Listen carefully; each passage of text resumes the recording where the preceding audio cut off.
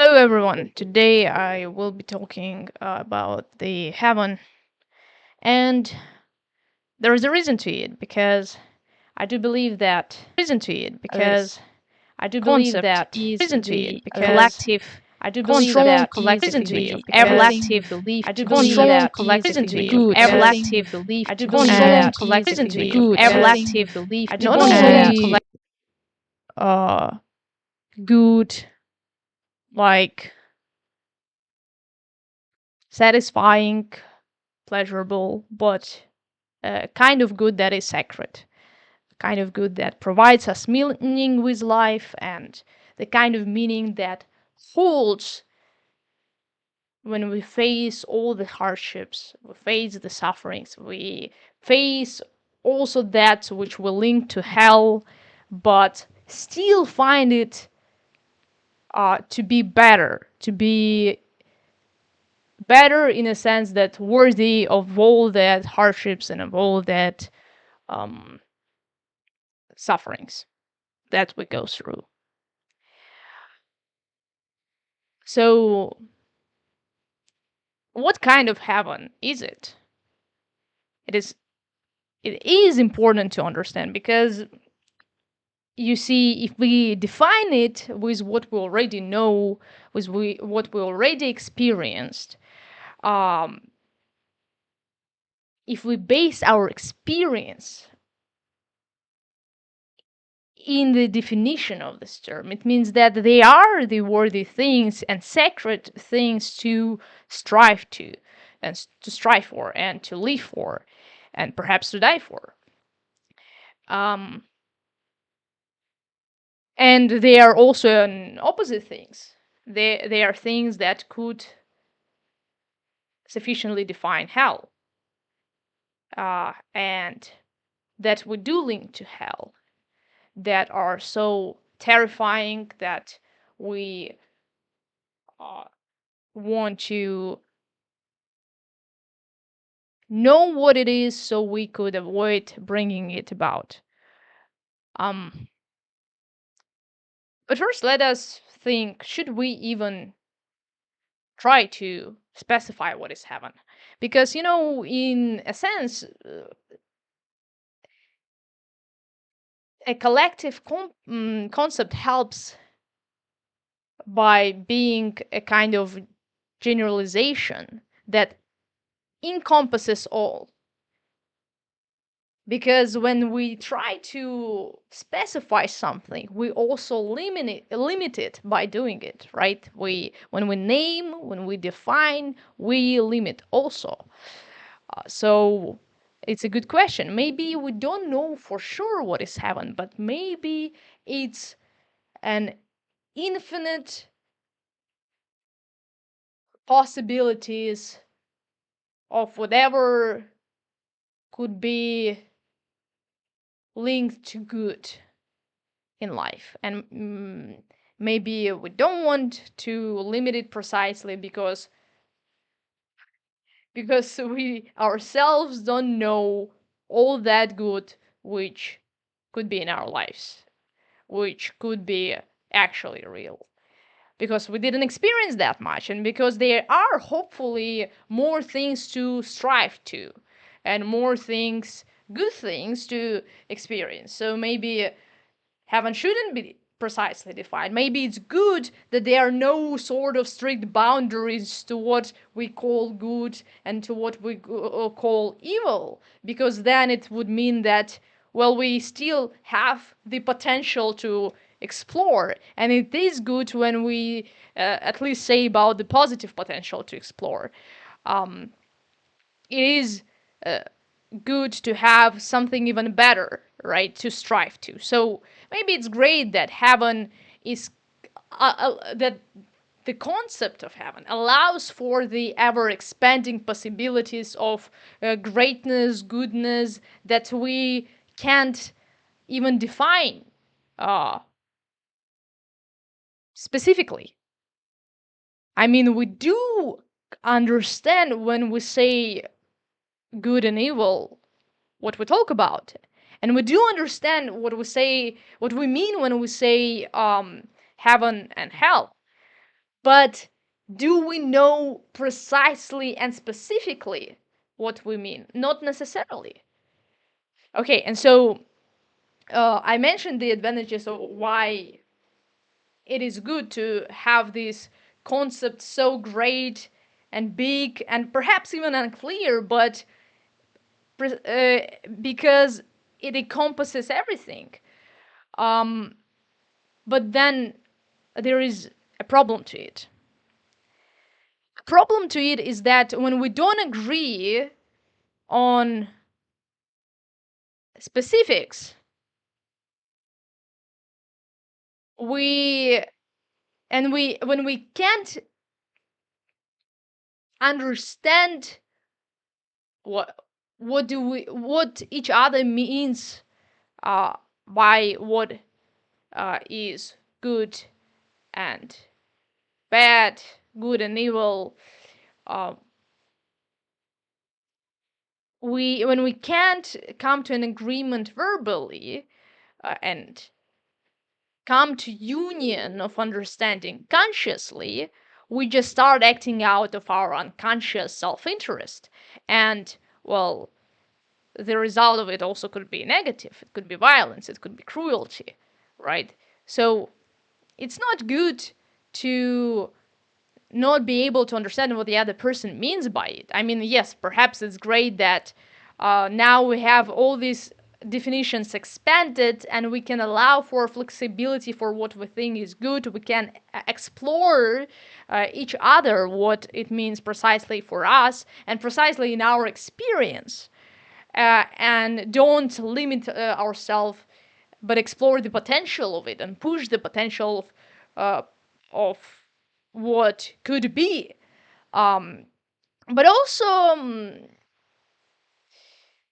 to cooperate together, we need um, to share the meanings, to share the understanding, and how can we share what we didn't yet define? How can we agree what on what has not yet been identified, has not yet been defined and specified? We can't. And if we can't agree upon what has not been defined, then the question is, how would we then cooperate productively? How would we then to understand each other? Um,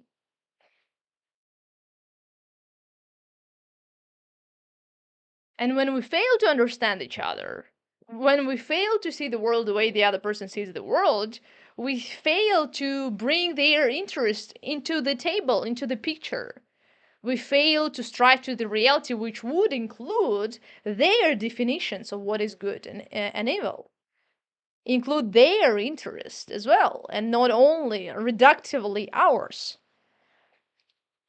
So this is the problem why uh, these big concepts, big collective ideals have to be also specified precisely, um, and have to be given names, not to limit them, but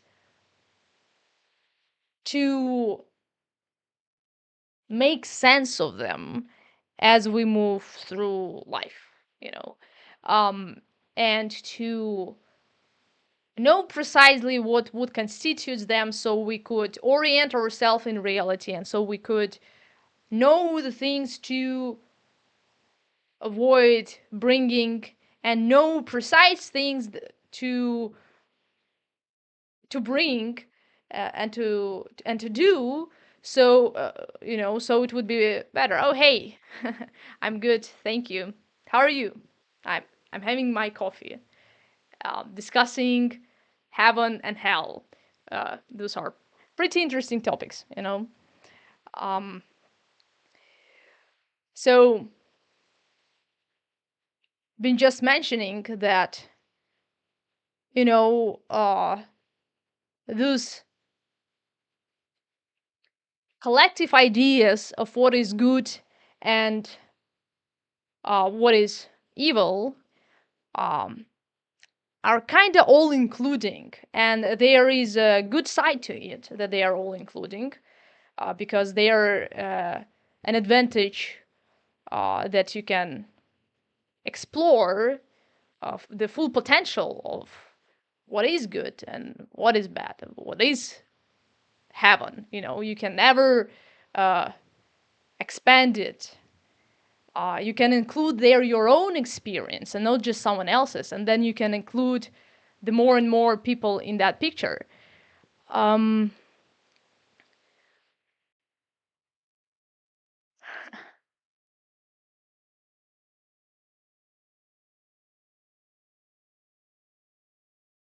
yeah, yeah, I see what you're writing.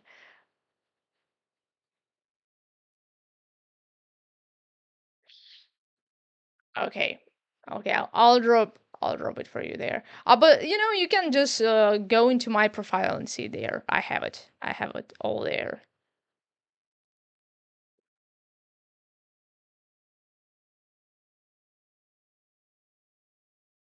I think it's in the section about me that you can find all the information. Thank you for offering it, though. That sounds interesting. I also do art myself, so um, feel free to see, you know, uh, and perhaps give some feedback. It's always good to uh, have this sharing between artists. So yeah, what I were mentioning. Yeah. Okay. So should we specify precisely what constitutes the good things that are worthy to strive for? And I think we I think this is our exact adventure that we have, is to um, make sense figuring it out, what constitutes all that good things to strive for. I think this is the exact adventure that we have, is to um, and this is exactly how we what make sense of our life and of the path to choose, is to um, first recognize that they are sorts of um, hell and heavens in our life. They are the positive things that brings us joy, meaning, and purpose. Things that make our life worth living, things that make our lives um, satisfying and enjoyable. And there are other things that make our life terrible and unbearable and painful. So, but then what are those things, and what are the actions that lead to these exact things? And, also, people did take on that adventure of figuring this out. And many religions uh, do precisely that. They point and lay down exactly the things that would lead to uh, what we understand by heaven, and the things that would, well, lead to the all terrifying nightmares that we understand by hell. um but I think as the reality of life lies in complexity, it is also our adventure to specify it more concrete and more concrete and more concrete. It's an adventure to know precisely what to do in your uh, present moment as you live. And I think the reason for that is because uh, in the present, we are already oriented towards the future. We should be oriented towards something. We should pick the thing that would orient ourselves, and um, we should pick something precise to act upon. And if it's too general, if it's too vague, if it's too abstract, we are confused with what to do. So if we have this image of heaven, that is good, that is, a great and highest love, um, well, this is very great, right? Because we can ever expand our actions. uh, we can strive always for better and better. uh, but it's also that we should figure out what precise actions would um, lead to making this picture possible. But you don't know what precise action would lead to that picture, because the picture itself is not precise for you. The ideal itself that you have chosen is not clearly defined. And so how would you know the kind of clear, precise action which would lead to that ideal?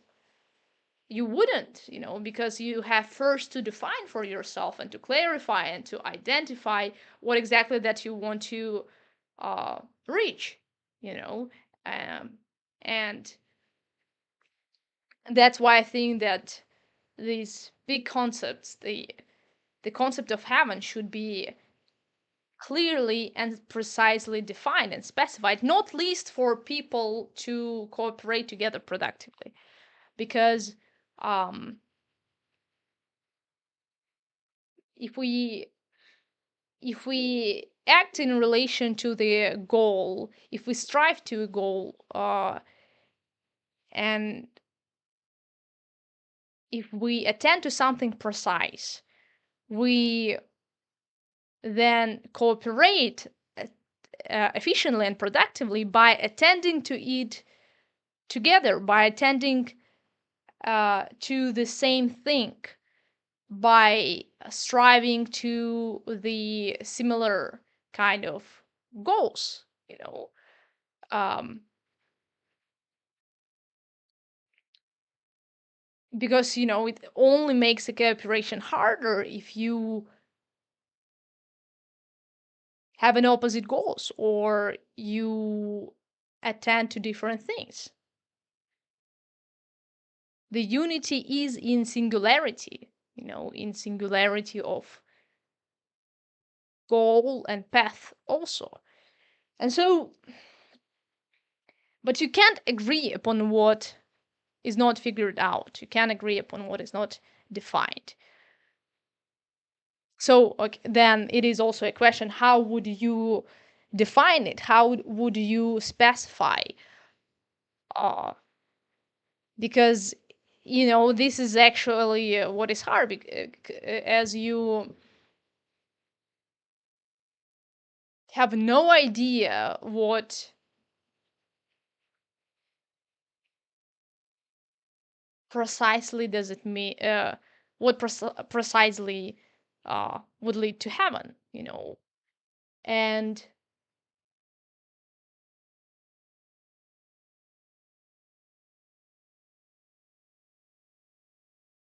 you're not even sure that you precisely know what it is, and you don't, because it's not in a precise concept, which is it is not supposed to be also. mm, then what could you do?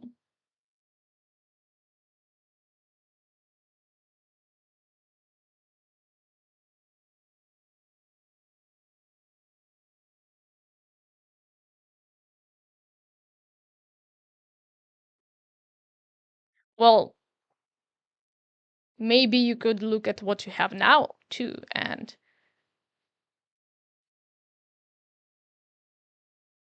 make an evaluation,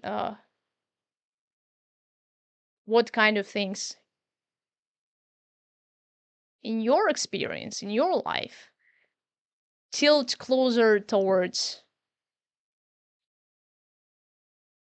a good and positive side. and which one tilt closer towards the negative side, which things you like and the things you dislike. And if you don't have many of things you like and enjoy, you surely do have the kind of things you don't like and don't enjoy. I'm sure there is no shortage of these things uh, in our lives. And so if it's harder to start from figuring out the heaven, well, you could first start with figuring out the hell, and what constitutes it in your life. And there is this capacity of ours for imagination that truly helps us to um, visualize the potential of things and the possibility of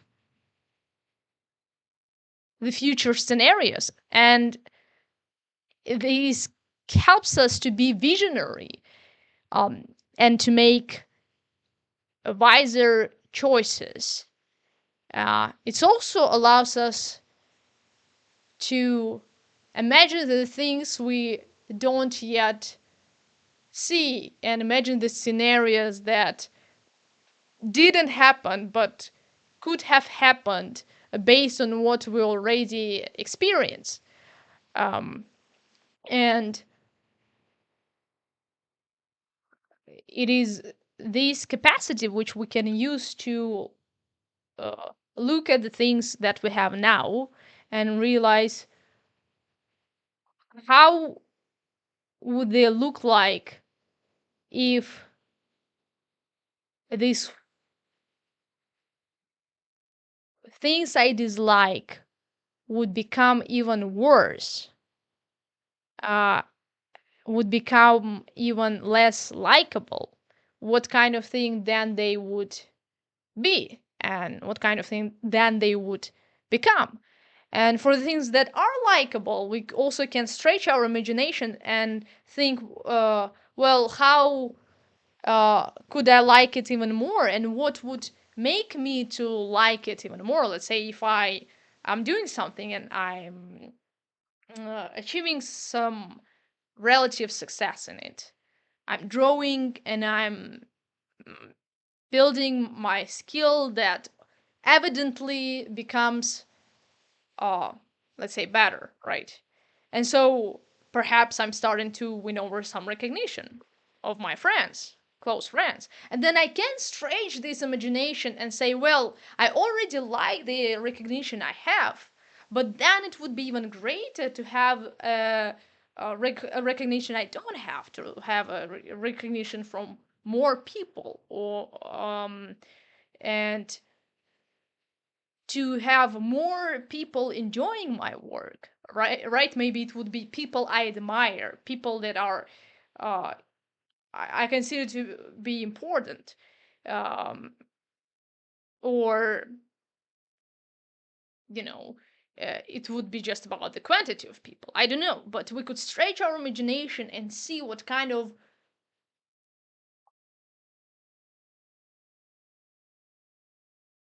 scenario would make us like it more and enjoy it more. And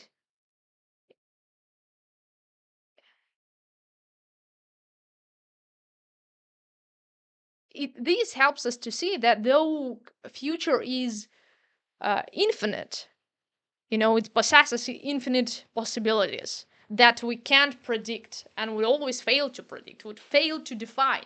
How can you define the future if it holds all that possibilities within yourself? But also you can do coming from your present and well, having your present as your baseline and building on it, uh, building on your present as on foundation, on the things you already have, on the things you already know, and then um, looking at them in relation to that infinite possibilities of the future, and bringing it back to heaven, to the concept of heaven, it would be Well, you don't know precisely what constitutes heaven, and it's a headache to try to define it, right? And it could have all sorts and kinds of different things in itself, uh, that have their place in this world and in life, or could have potentially the place in this world, uh, and you have no idea, Um, but you have this all encompassing vision in your head, and then you look at your present and you just start to select with the things that, well, remind you closer of that big and great picture that which you do have, and less of it, perhaps more to the other picture of the greatest nightmare, which would be hell, right? So and perhaps that would be how you could um, also make a sense of your present too, um, and make also a sense of this selection that you uh, do constantly in your life. Though you're unable to predict each outcome of the things you choose, right? You have to choose something, and then if you can always calculate the outcome, how would you then choose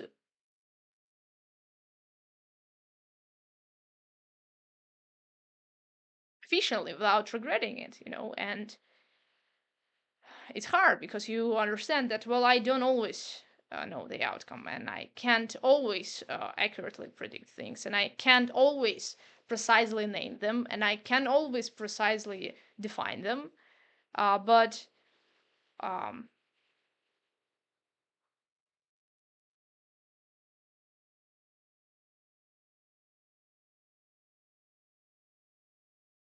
I can start from the things I already do have, the things I already do like, and the things I already don't like, and I can start my selection from there, uh, having in mind that big picture, which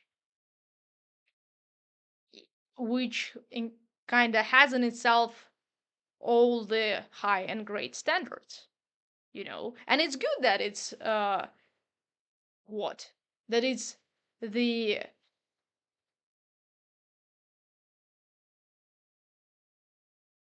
greatest ideal, right? It's good that it's the greatest ideal, because then um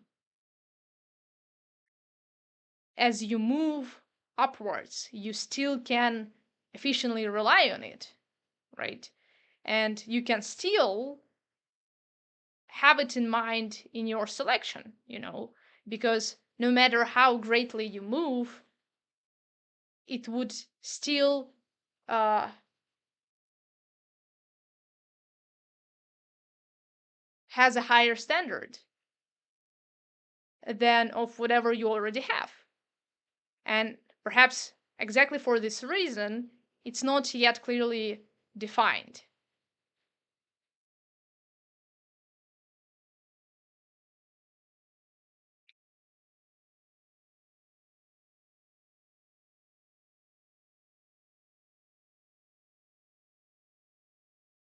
Um,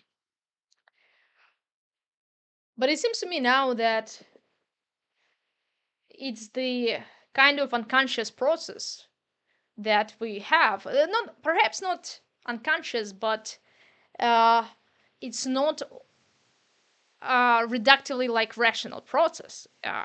It's not a mere thought. It's an experience itself, which helps us to orient ourselves in the relation to that heaven, in the relation to that maximally great future of possibilities. It's our experience that help us to differentiate from uh, of what constitutes heaven, or at least closer to heaven, and what would be closer to constitute hell to us. It's our experience, like, of life, rather than any one rational activity, any one rational thought. It's not mere words, it's an experience, it's a lived through understanding of what constitutes good things and what constitutes negative things that we would not like to have. And so that's why it's hard to only perhaps put it in words, because those are not mere words. Uh, it's a live through experience. And perhaps as you live it through, you can define it more and more precisely. At least you could build a more precise understanding of it. Um, and in this sense, the role of heaven to strive to, and the role of hell to run from, is crucially important for us, because we have no idea of the kind of potential reality has to offer, not least because we are the part of that reality.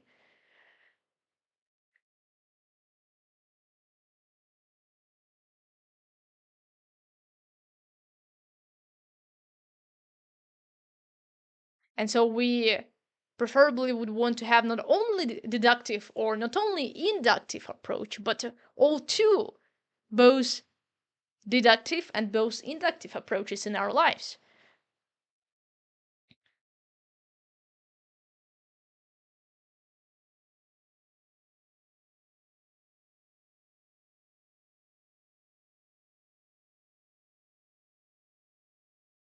Because again, we live in relation to the future. There is no separate present in a vacuum. We live in relation to the future, but the future we strive to should be greater than the present. And uh, I think our ultimate goal should be high enough so we would be able to constantly strive for it. Because what would you do if you would already reach everything? There would be no point in your action. There is always something to strive to, and you act in relation to something. You act towards the goal, and you should have a goal to strive to, and not only the one that is easily attainable, um, but an ever expanding positive possibility, right? And that's what you want from this concept of heaven. You want constantly to strive to heaven, which is right and clear, uh, and not that clearly defined, but only in as much as your experience is limited. And the more you expand your experience, uh, the more you can know what it is, you know, the more you can define it.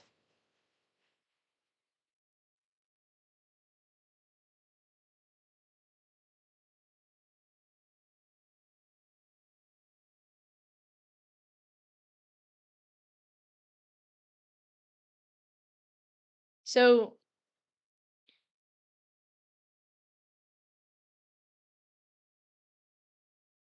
these are my thoughts on heaven. And I think it would be also worthy to talk on, perhaps in the next stream, on what would constitute heaven.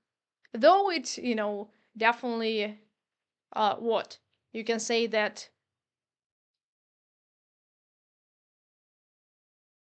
it no one limited experience would be enough to define it, right? But this is exactly and precisely our goal, to figure it out, to specify it, because, well, how else would we try to bring it about?